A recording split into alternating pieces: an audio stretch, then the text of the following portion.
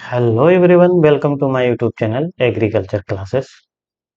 तो dry land agriculture की बात करें तो हमने फर्स्ट लेक्चर डिलीवर्ड कर दिया था, जिसमें हमने बताया था कि ड्राई लैंड एग्रीकल्चर होता क्या है और उसको कितने पार्ट में डिवाइड किया है। तो ड्राई लैंड एग्रीकल्चर जो होता है वो टोटली रेनफॉल पे आधारित होता है, उसमें इरिगेशन की कोई भी सुविधाएं नहीं होती।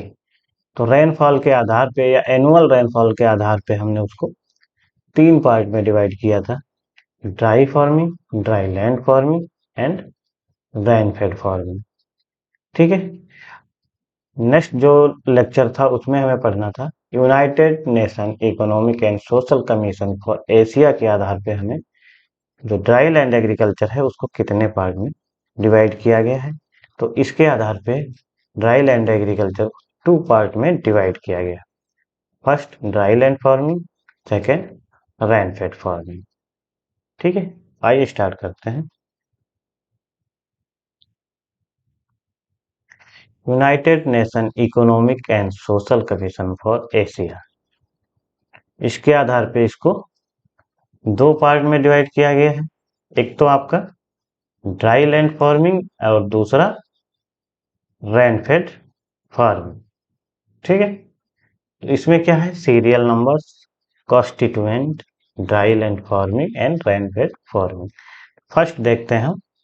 फर्स्ट में क्या है कि रेनफॉल मिलीमीटर है ना, कॉन्स्टिट्यूएंट में है रेनफॉल मिलीमीटर में। तो इसमें क्या है, जो ड्राई लैंड फार्मिंग होती है उसमें जो रेनफॉल होती है वो लेस देन 800 मिलीमीटर, मतलब 800 मिलीमीटर से कम बरसात होती है, उस एरिया को हम ड्राई लैंड फार्मिंग में रखते हैं।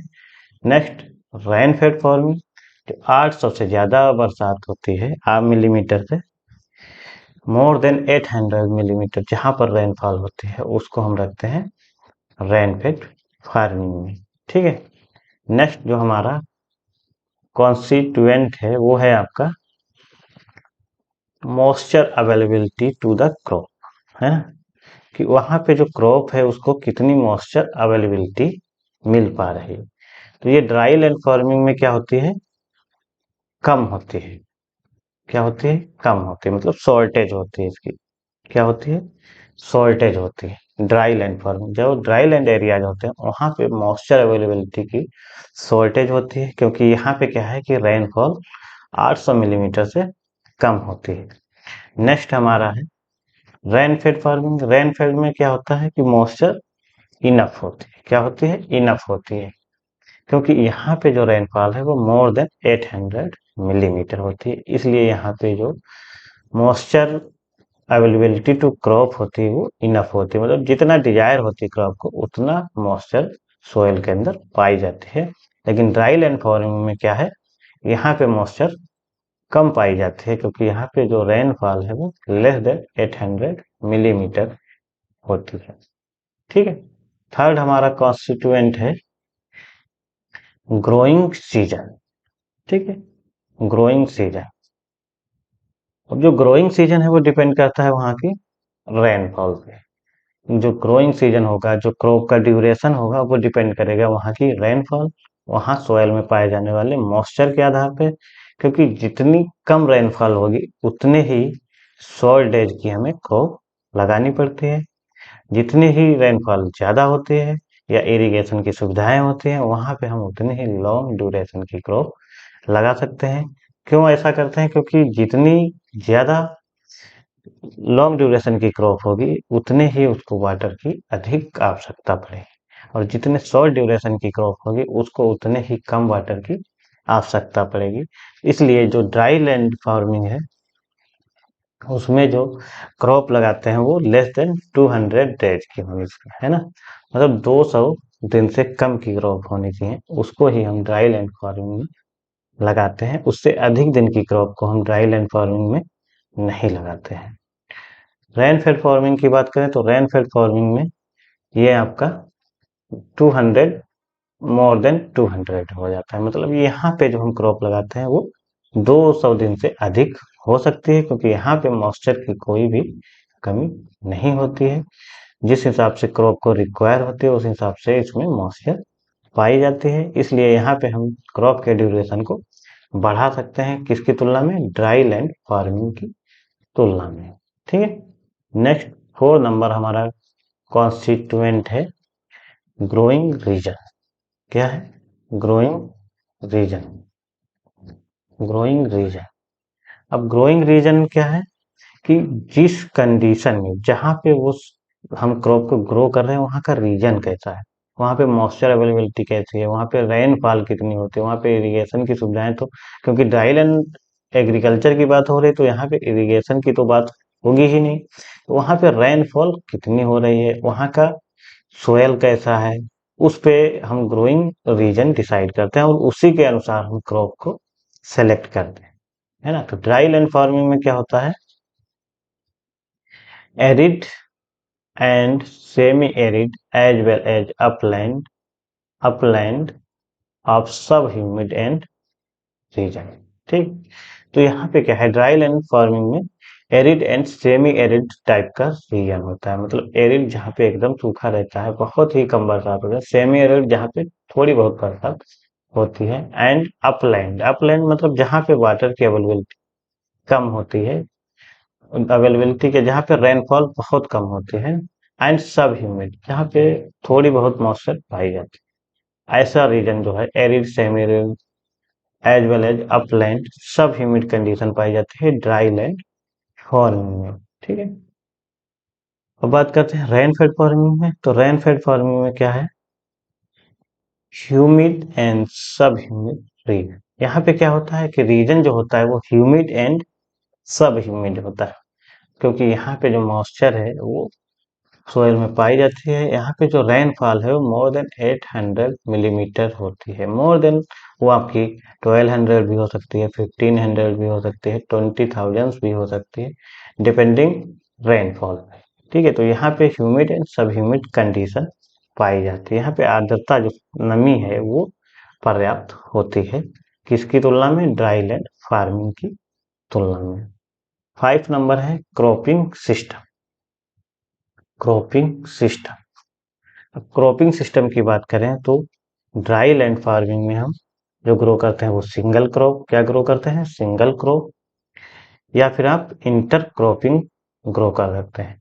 ठीक है, ऐसा क्यों करते हैं, जहाँ पे मॉइस्चर की कमी होती है वहां पे जनरली हम एक ही क्रॉप ले सकते हैं, सिंगल क्रॉप, या उसी के में इंटर क्रॉपिंग कर सकते हैं। कहने का मतलब हम फील्ड पे 2 बार सोइंग नहीं कर पाते हैं, क्योंकि वहां पे मॉइस्चर की जो अवेलेबिलिटी है वो इतनी कम होती है, यहाँ पे जो रीजन होता है वो एरिड रीजन होता है, उस वजह से हम वहां पे सिंगल क्रॉप ही ग्रो करते हैं, है ना। अगर हम बात करें रेन फेड फार्मिंग की, तो यहाँ पे क्या है, इंटर क्रॉपिंग, हम इंटर क्रॉपिंग भी तो ले ही सकते हैं और डबल क्रॉपिंग भी हम ले सकते हैं, क्योंकि यहाँ पे जो मॉइस्चर है, सोयल में मॉइस्चर है वो पर्याप्त है।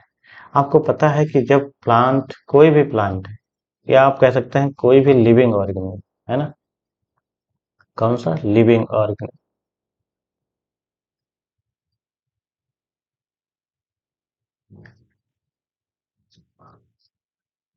लिविंग ऑर्गेनिज्म,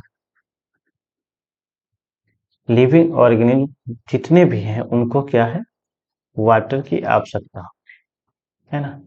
होता क्या है कि जैसे मान लीजिए हमारी जो सोयल है, इस पे हमने डबल क्रॉपिंग की, मतलब एक क्रॉप मैंने हार्वेस्ट कर ली और फिर से नेक्स्ट सीजन में हमने यहाँ पे क्रॉप ग्रो कर दी। तो यहाँ पे जब हम सेकेंड क्रॉप ग्रो करेंगे तो उसके लिए हमारे पास क्या होनी चाहिए, सोयल में मॉइस्चर होनी चाहिए, है ना। अगर हमारी सोयल में मॉइस्चर नहीं है तो हम नेक्स्ट क्रॉप को ग्रो नहीं कर पाएंगे। यही रीजन है कि ड्राई लैंड फार्मिंग में हम सिर्फ सिंगल क्रॉप लेते हैं या फिर इंटर क्रॉप लेते हैं। इंटर क्रॉप का क्या मतलब है, जैसे ये हमारी फील्ड है तो यहाँ पे हम क्या करते हैं, 2 क्रॉप लेते हैं, यहाँ पे लाइन सोइंग करते हैं, मान लीजिए 2 लाइन किसी दूसरी क्रॉप की लगा दी, फिर एक लाइन किसी दूसरी क्रॉप को लगा दी, इसको बोलते हैं इंटर क्रॉपिंग। ठीक है, तो आप समझ गए, या तो हम सिंगल एक ही क्रॉप ग्रो करेंगे पूरी फील्ड में, ये हमारा फील्ड है इसमें हमने एक क्रॉप लगा दी, या फिर हम इंटर क्रॉपिंग करेंगे तो इसके हम लाइन में सोइंग करेंगे और इसमें बीच बीच में कोई दूसरी क्रॉप भी ग्रो करेंगे। ठीक है, तो ये क्या है ड्राई लैंड फार्मिंग में। लेकिन जो हमारा रेन फेड फार्मिंग है उसमें हम एक क्रॉप ले सकते हैं और एक क्रॉप हार्वेस्ट होने के बाद हम दूसरी क्रॉप को ग्रो कर सकते हैं, क्योंकि यहाँ पे ये रीजन भी ह्यूमिड है और दूसरी बात यहाँ पे रेनफॉल भी ठीक ठाक मोर देन 800 मिलीमीटर होती है। ठीक है, नेक्स्ट की बात करें तो ये आपका है कॉन्स्ट्रेंट, मतलब क्या क्या यहाँ पे समस्याएं आती हैं ड्राईलैंड फार्मिंग में और रेनफेड फार्मिंग में। तो यहाँ पे क्या है, विंड एंड वाटर इरोजन। ठीक है, तो इरोजन आप समझ रहे हैं, इरोजन क्या होता है, जो हमारी फर्टाइल सॉइल है वो एक जगह से मूव कर जाती है दूसरी जगह, है ना। वो आपकी विंड से भी हो सकती है और वाटर से भी हो सकती है। तो जो ड्राई लैंड फार्मिंग है वहां पे दोनों सिचुएशन बनती है, यहाँ पे विंड के द्वारा भी एंड वाटर के द्वारा, है ना, दोनों प्रकार से इरोजन होता है। तो ये यहाँ पे एक समस्या है कि अगर तेज हवाएं चलती हैं तो भी हमारी सॉइल का इरोजन होता है, और अगर रेनफॉल अधिक हो जाती है तो भी हमारी सॉइल का इरोजन होता है। ठीक है, बात करें रेनफेड फार्मिंग की, तो यहाँ पे क्या है, रेनफेड फार्मिंग में वाटर इरोजन होने के चांस होते हैं, यहाँ पे विंड इरोजन के चांस नहीं है, क्योंकि यहाँ पे जो मॉइस्चर है, जो ह्यूमिडिटी है, उसकी वजह से यहाँ पे विंड के द्वारा इरोजन नहीं होता है, सिर्फ और सिर्फ वाटर के द्वारा ही इरोजन होता है ना। वाटर इरोजन को डिवाइड करोगे तो कई पार्ट में होता है, स्प्लैश होता है, रील होता है, गली होता है ना। जब हम इरोजन पढ़ेंगे तब हम एक एक को डिस्कशन करेंगे। तो आप देख सकते हैं United Nation Economic and Social Commission for Asia के आधार पे दो पार्ट में इसको डिवाइड किया गया, ड्राई लैंड फार्मिंग और रेन फेड फार्मिंग, और उसमें से ये 6 कॉन्स्टिट्यूएंट दिए गए हैं जिनके बेस पे हम इसको डिवाइड करते हैं। नेक्स्ट स्लाइड देखते हैं, characteristic of dry land agriculture. एक करेक्टरिस्टिक मतलब उसके क्या करेक्टर होते हैं जो ड्राई लैंड एग्रीकल्चर एरियाज होता है। फर्स्ट है erratic uncertainty and not well distributed rainfall. ठीक है, इसका मतलब क्या है कि यहाँ पे जो रेनफॉल होती है वो इरेटिक होती है ना, उसकी संभावनाएं कुछ पता नहीं चलता है कि बरसात कब होगी, कितनी होगी, है ना। Erratic uncertainty and not well distributed rainfall. ठीक है, जैसे एरियाज है तो यहाँ पे क्या होता है कि संभावना है कि बरसात हो भी सकती है और नहीं भी हो सकती है, और अगर होती भी है तो वो कैसी होती है, नॉट वेल डिस्ट्रीब्यूटेड, मतलब कहीं पे बहुत ज्यादा हो जाती है, कहीं पे एकदम से नहीं होती है ना। तो ये एक करेक्टर है ड्राई लैंड एग्रीकल्चर का। क्या होता है कि संभावना होती है, हो भी सकता है, नहीं भी हो सकती है बरसात, और दूसरी बात अगर होती भी है तो क्या है कि उसका डिस्ट्रीब्यूशन सही से नहीं होता है। ठीक है, नेक्स्ट पॉइंट है undulated soil surface. Undulated soil surface, soil erosion like rill erosion and gully erosion. ठीक है, क्या है कि अनडुलेटेड सोयल सरफेस होने के कारण, कैसे सरफेस होने का कारण, अनडुलेटिंग सोयल सरफेस होने के कारण यहाँ पे रिल इरोजन एंड गली इरोजन के चांसेस बढ़ जाते हैं। ठीक है, तो अनडुलेटेड सोयल सरफेस होता क्या है, जैसे मान लीजिए हमारी सोयल जो है वो ढालदार होती है ना, कहीं ऊंची कहीं नीची इस तरह से, इसको बोलते हैं अनडुलेटिंग। तो कहीं पे क्या है, ऊंचा है, कहीं पे नीचा है। इसमें क्या होता है कि जब रेनफॉल होती है तो उसमें रिल रिल बनने की छोटी छोटी धारियां बन जाती हैं इस तरह से, और इनके द्वारा क्या होता है, जो हमारी फर्टाइल सोयल होती है वो एक स्थान से दूसरे स्थान पे मूव की जा सकती है, मूव हो जाती है। लेकिन इसमें क्या होता है, जब हम टिलेज करते हैं तो ये रील जो होती है वो क्या हो जाती है, खत्म हो जाती है ना। रील इरोजन को हम टिलेज के द्वारा खत्म कर सकते हैं। लेकिन जो गली इरोजन होता है ये क्या है, इसका इसका बड़ा रूप है रील का। तो इसमें क्या होता है कि बड़ी बड़ी नालियां बन जाती हैं जिनको हम टिलेज के द्वारा समाप्त नहीं कर सकते हैं। तो अनडुलेटेड सोयल सरफेस होने की वजह से यहाँ पे रील इरोजन और गली इरोजन दोनों होते हैं। ठीक है, नेक्स्ट पॉइंट है low soil fertility and low water holding capacity. क्या होता है कि जो हमारी ड्राई लैंड एरियाज होते हैं वहां पे लो वाटर होल्डिंग कैपेसिटी, जैसे जो ड्राई लैंड एरियाज होते हैं उनकी लो सोयल फर्टिलिटी होती है ना, क्या होती है, लो सोयल फर्टिलिटी। इसका क्या मतलब हुआ कि जो सोयल होती है उसमें इरिगेशन ना होने की वजह से, इरिगेशन की सुविधाएं ना होने की वजह से, या रेनफॉल अच्छे से ना होने की वजह से हम यहाँ पे फर्टिलाइजर वगैरह ज़्यादा यूज नहीं कर पाते हैं।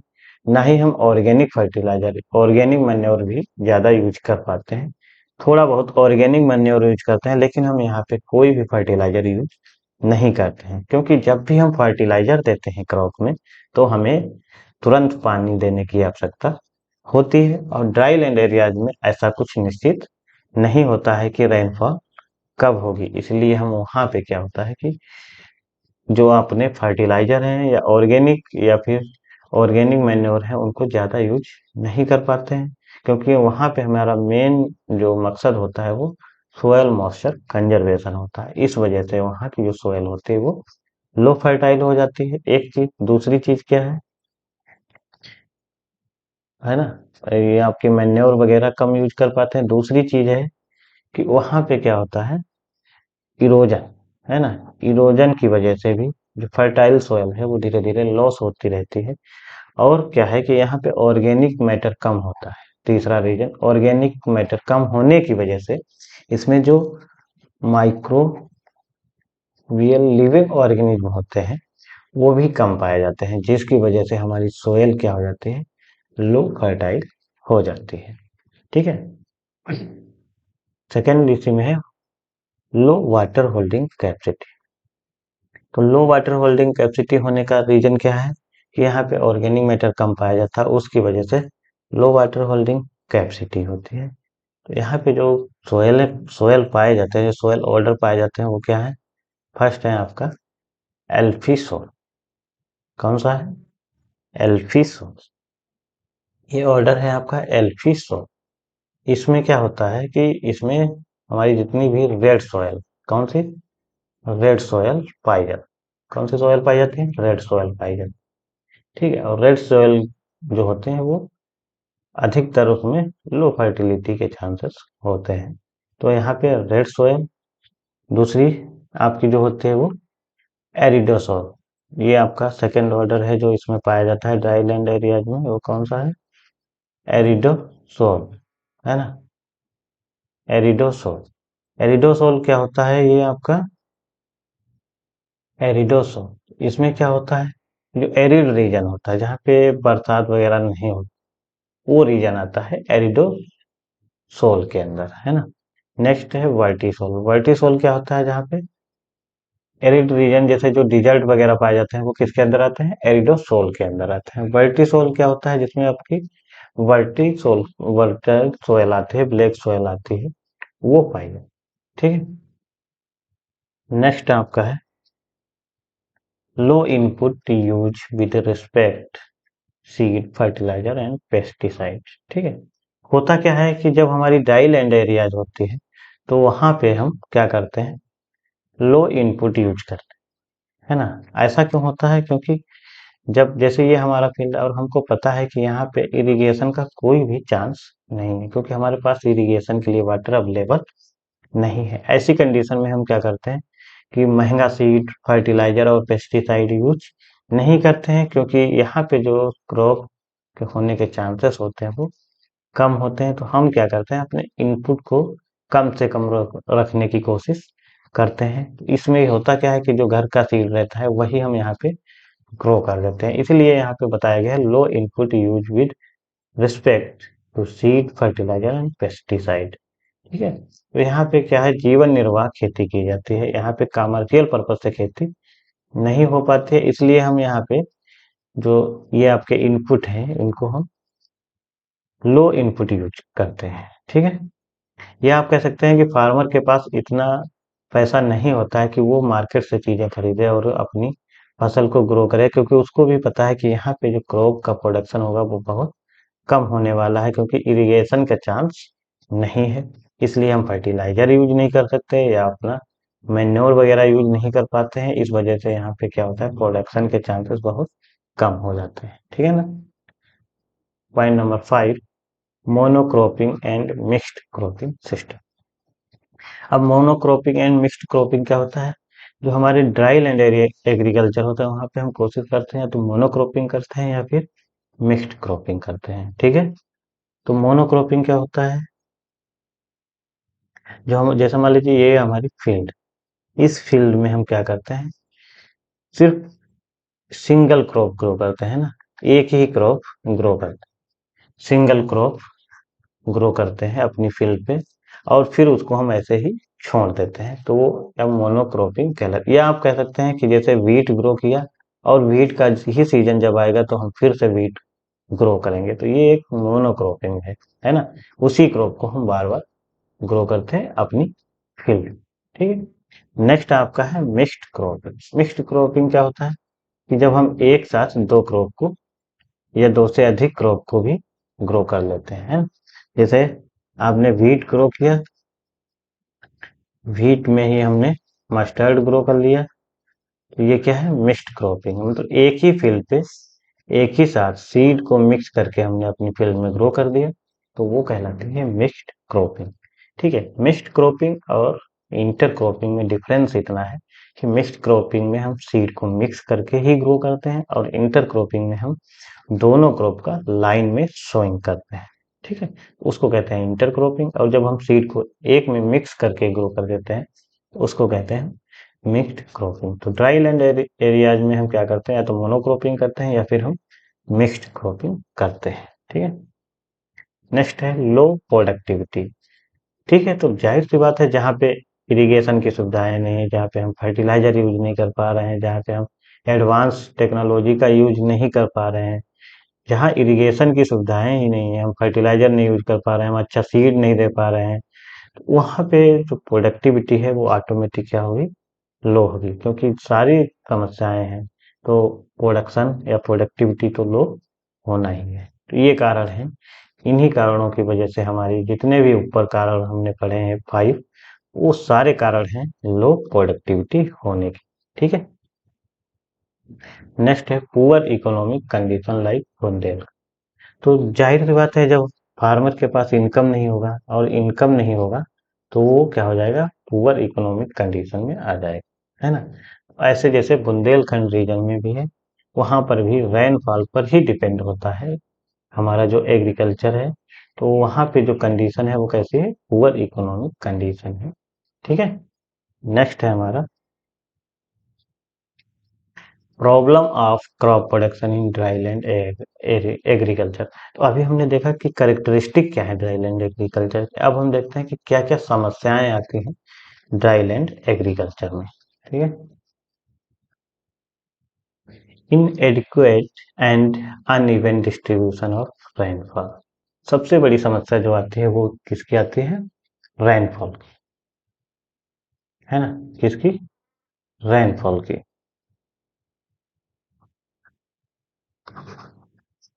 रेनफॉल की ऐसा क्यों होता है, क्योंकि यहाँ पे क्या है, एडिक्वेट एंड अनइवन। एक तो जितनी हमें आवश्यकता होती है, जो रिक्वायरमेंट होती है वाटर की, वो हमें नहीं मिलता है। दूसरी बात यह है कि जब हमको रिक्वायरमेंट होती है, मतलब जब क्रॉप को इरिगेशन या वाटर चाहिए होता है, उस समय उसको वाटर नहीं मिलता है। तो पहली समस्या ये है कि अगर मान लीजिए पहली बात तो हमारे पास वाटर होता नहीं है रेनफॉल टाइम से, वो अगर बरसात होती भी है तो वो टाइम से नहीं होती है, जब हमको उस क्रॉप को वाटर की आवश्यकता होती है उस समय नहीं होती है। इनएडिक्वेट and uneven distribution of rainfall, ठीक है। जहां जो आवश्यकता होती है वहां नहीं होती, जहां नहीं आवश्यकता है वहां रेनफॉल हो जाती है। या आप ये कह सकते हैं कि जितने वाटर की आवश्यकता होती है उतना वाटर, उतनी रेनफॉल नहीं होती है ना। तो ये सारी समस्या, ये पहली समस्या है हमारे ड्राईलैंड एग्रीकल्चर की। Next, let onset and early cessation of rains.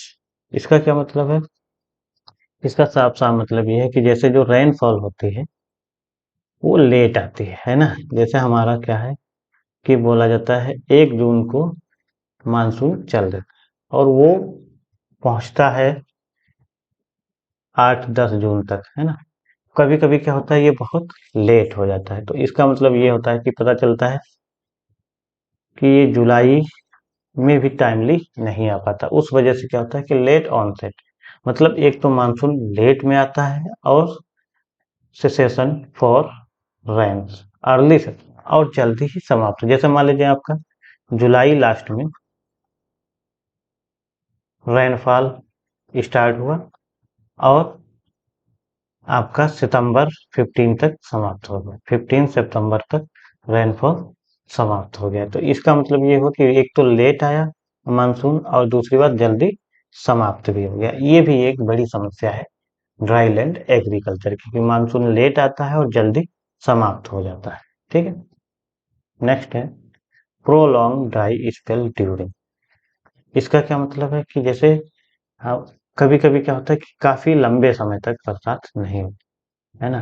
जैसे मान लीजिए 15 जुलाई को रेनफॉल हुआ, और उसके बाद फिर ये लगभग 10 अगस्त को रेनफॉल हुआ। तो ये क्या है, एक लॉन्ग स्पेल है, प्रोलॉन्ग ड्राई स्पेल है। ऐसी कंडीशन में भी हमारी जो क्रॉप होती है वो फेल ओवर होने लगती है, वो उसके डैमेज होने के चांसेस हो जाते हैं। इसी को बोलते हैं प्रोलॉन्ग ड्राई स्पेल। ठीक है, नेक्स्ट है लो मॉइस्चर रिटेंशन कैपेसिटी। जो हमारी सोयल होती है वो लो मॉइस्चर रिटेंशन कैपेसिटी होती है, मतलब जो सोयल होती है वो ज्यादा वाटर को होल्ड नहीं कर पाती है, रोक नहीं पाती है, जिसकी वजह से अगर रेनफॉल होती भी है तो हमारा वाटर जो होता है जल्दी से लॉस हो जाता है, या रन ऑफ की वजह से वो चला जाता है, क्योंकि सोयल उसको होल्ड नहीं कर पाते हैं। तो low moisture retention capacity soil की होती है, ये भी एक समस्या है ड्राई लैंड एग्रीकल्चर में। नेक्स्ट है लो फर्टिलिटी ऑफ सोयल। तो लो फर्टिलिटी आपको हम पहले ही बता चुके हैं कि इसके सारे रीजन, जितना भी रीजन है वो लो फर्टिलिटी के, क्या होता है कि इरोजन की वजह से भी लो फर्टिलिटी हो जाती है, इसकी वजह से, इरोजन की वजह से, है ना, इरोजन की वजह से भी लो फर्टिलिटी, एक तो इरोजन की वजह से। अब इरोजन दोनों प्रकार से होता है, एक तो विंड से, दूसरा वाटर से, है ना? तो विंड और वाटर की इरोजन से होने की वजह से भी हमारी सोयल लो फर्टाइल हो जाती है। दूसरी, जो हम फर्टिलाइजर वगैरह है, फर्टिलाइजर या फिर मैन्योर, उनका यूज नहीं कर पाते हैं। तीसरी बात, यहाँ पे ऑर्गेनिक मैटर बहुत कम होता है सोयल के अंदर। ठीक है, अब जब ऑर्गेनिक मैटर कम होता है तो इसमें जो लिविंग ऑर्गेनिज्म है वो भी बहुत कम पाए जाते हैं। तो ये सारी समस्याएं हैं कि यहाँ पे सोयल होती है वो क्या हो जाती है, लो फर्टाइल हो जाती है। ठीक है, नेक्स्ट है, तो ये आपकी क्या थी, प्रॉब्लम्स थी ड्राई लैंड एग्रीकल्चर की। ठीक है, तो आज हम, नेक्स्ट हमारा है dry land agriculture related institution. Dry land agriculture से रिलेटेड जो इंस्टीट्यूशन है वो कौन कौन से हैं, फर्स्ट हम देख लेते हैं इक्रीसेट। ये एक इंस्टीट्यूट है जो ड्राई लैंड एग्रीकल्चर में वर्क करता है। ठीक है, इसका फुल फॉर्म क्या है, अगर हम इसके फुल फॉर्म की बात करें तो ये क्या है,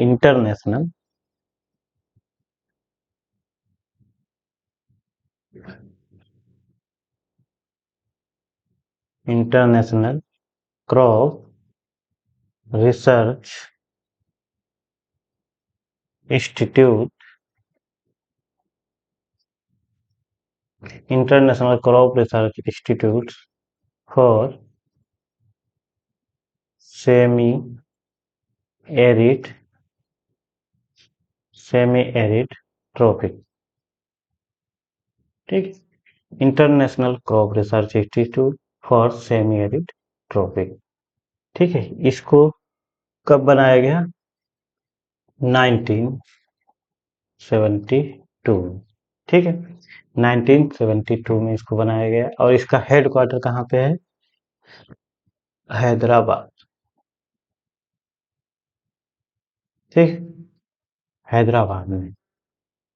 अब इक्रीसेट का वर्क क्या है, इक्रीसेट जो है वो ड्राई लैंड एरिया, वहां पे कौन कौन सी क्रॉप को ग्रो किया जाए, उनकी अच्छे से वैरायटी डेवलप की जाए जो ड्राई लैंड एरियाज में ग्रो की जा सकती है, या ड्राई लैंड सिचुएशन में कौन कौन सी क्रॉप अच्छा ग्रो करते हैं उन पे रिसर्च करना और उनके प्रोडक्शन को बढ़ाना, ये इक्रिसेट का वर्क है। तो ये किस किस क्रॉप पे वर्क करता है? एक तो आपका ग्राम पे, दूसरा रेड ग्राम, रेड ग्राम, ग्राम, रेड ग्राम, तीसरा मेज, पर्ल मिलेट,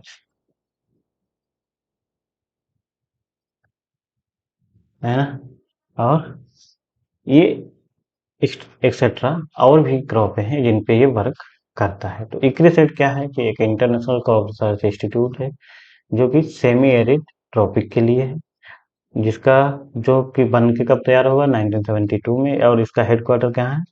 हैदराबाद में है। इसमें ये ग्राउंड, रेड ग्राउंड, मेज, पर्ल मिलेट और जितने भी आपके मिलेट हैं उन पे वर्क करता है। उनको जो आपकी पर्ल मिलेट हो गया इन पे वर्क करता है। ठीक है, इनको इनकी अच्छी वैरायटी डेवलप करना, इनको कैसे प्रोडक्शन को बढ़ाया जा सकता है, ड्राई लैंड में क्या क्या चीजें की जा सकती हैं, उस पर वर्क करता है। ठीक है, नेक्स्ट है इकार्ड, international centre for agriculture research dry land areas.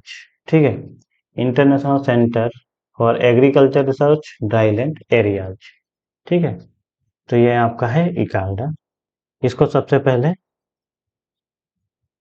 1977 में शुरू किया गया, 1977 में, है ना।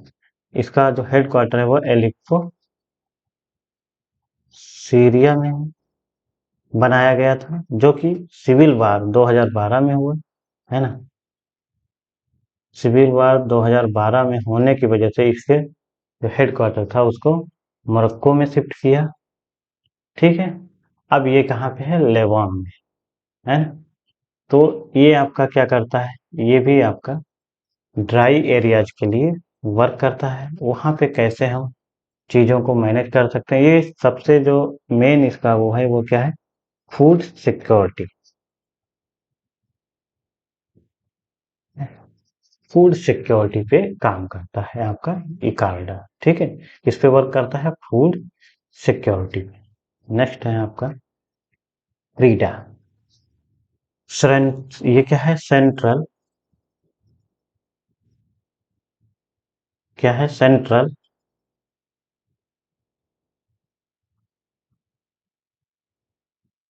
Central research, central research institute dryland area. ठीक है, central research institute dryland areas, ये क्रीडा, इसको आईसीआर के द्वारा बनाया गया और ये कब बना? 1985 में। और इसका हेडक्वार्टर कहाँ है? हैदराबाद में। ठीक है, तो जो क्रीडा है वो 1985 में बनाया गया, जिसका हेडक्वार्टर कहाँ है? हैदराबाद में है। ठीक है, तो ये भी क्या करता है? ड्राई लैंड एरियाज के लिए सस्टेनेबल, सस्टेनेबल कैसे वर्क किया जा सकता है ड्राई लैंड एरियाज में, एग्रीकल्चर को लेके उस पे वर्क करता है। ठीक है, इसके अंदर जो ड्राई लैंड एरियाज के प्रोजेक्ट होते हैं वो भी चलाए जाते हैं, है। नेक्स्ट है कजरी। ठीक है, तो कजरी में क्या है कि इसका फुल फॉर्म क्या है? Central arid zone research institute. क्या है? Central arid zone research institute, central arid zone research institute. क्या है? Central arid zone research institute. ये आपका कब बना? 1959। और इसका हेडक्वार्टर क्या है? आपका जोधपुर,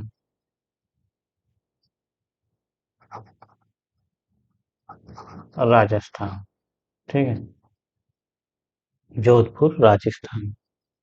अब ये क्या है, central arid zone research institute. जो एरिड जोन है, जो एरिड एरियाज है, वहाँ पे एग्रीकल्चर को कैसे आगे बढ़ाया जाए, वहाँ पे जो आपकी सीरियल क्रॉप है, उनके अलावा हॉर्टिकल्चर क्रॉप है, उनको कैसे क्या किया जा सकता है, कैसे मैनेज किया जा सकता है ना, वहाँ पे कैसे फॉरेस्ट लगाए जा सकते हैं, इन सब पे वर्क करता है कजरी। ठीक है, नेक्स्ट है हमारा इम्पोर्टेंट क्वेश्चन, जो कि हम हर एक लेक्चर के बाद देखते हैं। फर्स्ट क्वेश्चन देखते हैं, which is the accumulated in the leaves for water store plant. तो ये आपका क्या होता है, एबी होता है। क्या होता है, एबी, एन एब्सिसिक एसिड। ये आपका बनता है किसमें, वाटर स्टेड कंडीशन में, जो क्रॉप ग्रो होते हैं, जो प्लांट ग्रो होते हैं, उनमें बनता है। ठीक है, तो ये पूछा जाता है आपसे कि जो वाटर स्टेड कंडीशन में प्लांट ग्रो होते हैं, उसमें कौन सा आपका वो इस एकुमुलेट होता है, तो आपका कौन सा होगा, ए बी ए होगा। ठीक। नेक्स्ट है most appropriate crop in dry land farming अर्थ। तो यहाँ पे पूछा गया है कि कौन सी क्रॉप सबसे अच्छी रहती है ड्राई लैंड एरिया के लिए, तो आपकी कौन सी है, पर्ल मिलेट हो गई, सोरघम हो गया, मिलेट हो गया, पर्ल मिलेट हो गया, ग्राम हो गया, एक्सेट्रा। और भी क्रॉपें हैं, लेकिन जो मोस्ट अप्रोप्रिएट है वो आपकी पर्ल मिलेट, सोरघम और ग्राम है। ठीक है, नेक्स्ट क्वेश्चन है Indian institute of wheat and barley research. ये कहाँ पे है आपका, करनाल हरियाणा में। ठीक है, Indian institute wheat and barley research क्या करता है, ये आपके व्हीट और बार्ले पे रिसर्च करता है, बार्ले पे रिसर्च करता है। यहाँ से न्यू वैरायटी निकाली जाती है व्हीट और बार्ले की। ठीक है, तो ये मैक्सिमम वर्क जो करता है वो व्हीट पे ही करता है ना। यहाँ पे आपको व्हीट की जर्म प्लॉज देखने को मिल जाएंगे, जो आपकी जितनी भी पुरानी वैरायटी है वो भी यहाँ पे आपको देखने को मिलेगी। यहाँ पे क्या होता है कि हाइब्रिड या क्रॉस करके बहुत अच्छी से अच्छी वैरायटी बनाई जाती है। Indian institute of wheat and barley research, है ना। यहाँ पे व्हीट से लगने वाले डिजीज हैं, उनको भी मैनेज किया जाता है, उनसे रेसिस्टेंट वैरायटी डेवलप की जाती है। ठीक है, नेक्स्ट है the term water harvesting first time used. जो वाटर हार्वेस्टिंग है, जो कि बहुत ही इंपॉर्टेंट है ड्राई लैंड एरियाज के लिए, वो सबसे पहले किसने यूज किया था, तो मेयर्स ने। सुने, जो वाटर हार्वेस्टिंग टर्म था उसको किसने यूज किया, मेयर्स ने सबसे पहले। ठीक है, नेक्स्ट क्वेश्चन है presence of deep crack in seen in soil. मतलब जो ड्राई हो जाती है, जब सोयल ड्राई होती है तो उसमें डीप क्रैक बन जाते हैं, मतलब उसमें बहुत बड़े बड़े क्या बन जाते हैं, जैसे ये सोयल हमारी जब ये ड्राई होती है तो इसके अंदर ऐसे क्रैक बन जाते हैं, है ना, इस तरह से। तो ये किस सोयल में बनते हैं, ये बनते हैं ब्लैक सोयल। किसमें, ब्लैक सॉरी क्ले सोयल। ठीक, किसमें बनते हैं, क्ले सोयल। नेक्स्ट है total irrigated area of India. Total irrigated area of India का कितना है, अगर मिलियन हेक्टेयर की बात की जाए तो 68 मिलियन हेक्टेयर। कितना है, 68 मिलियन हेक्टेयर, है ना। और अगर इसी को परसेंटेज में बात करोगे तो कितना है, 48%। ठीक है, नेक्स्ट बात करते हैं मानसून वर्ड ड्राइव्ड फ्रॉम। जो मानसून वर्ड है वो किस लैंग्वेज से लिया गया है, तो वो आपका कौन सा है, अरेबिक वर्ड। कैसा है, लैटिन ग्रीक वर्ड नहीं है वो, कैसा है, अरेबिक वर्ड। ठीक है, ये भी बहुत इंपॉर्टेंट, क्योंकि ड्राई लैंड एरियाज के लिए मानसून बहुत ज्यादा इंपॉर्टेंट है, इसलिए ये किस लैंग्वेज से लिया गया, अरेबिक वर्ड से लिया गया है। ठीक है, नेक्स्ट क्वेश्चन है in dry farming it is necessary for crop production. अगर हम ड्राई फार्मिंग करते हैं तो उस जो क्रॉप प्रोडक्शन करते हैं उसके साथ और क्या नेसेसरी होता है, तो ये होता है मॉइस्चर कंजर्वेशन प्रैक्टिस। ठीक है, क्या होता है, मॉइस्चर कंजर्वेशन प्रैक्टिसेस। इसके बिना हम नहीं कर सकते, है ना। मॉइस्चर कंजर्वेशन प्रैक्टिस के बिना हम नहीं कर सकते, इतना ध्यान। जब भी हम ड्राई फार्मिंग करते हैं तो क्रॉप प्रोडक्शन के साथ साथ हम मॉइस्चर कंजर्वेशन प्रैक्टिस का भी ध्यान रखें। नेक्स्ट है moisture availability index was given by, तो ये दिया हर ग्रेप्स में मॉइस्चर अवेलेबिलिटी इंडेक्स। ठीक है। Question number 10, organic matter content in most of the soil under dry land condition. तो जो बात करें हम ड्राई लैंड कंडीशन की, तो वहाँ पे जो ऑर्गेनिक मैटर कंटेंट होता है वो कितना होता है, 1% से लेस देन 1%। कितना होता है, लेस देन 1%। जो ड्राई लैंड एरिया, इसी वजह से यहाँ पे जो लिविंग ऑर्गेनिज्म है सॉइल के अंदर वो भी कम होते हैं, इसकी वाटर होल्डिंग कैपेसिटी भी कम हो जाती है। ठीक है। तो आपको ये ध्यान रखना है कि organic matter content dry land condition में कितना होता है, लेस देन 1%। तो ये आज के हमारे इंपॉर्टेंट क्वेश्चन थे। ठीक है। Thank you. आशा करते हैं आपको ये लेक्चर पसंद आया होगा। तो आप हमारे चैनल को लाइक करें, सब्सक्राइब करें और शेयर करना मत भूलें। जय हिंद।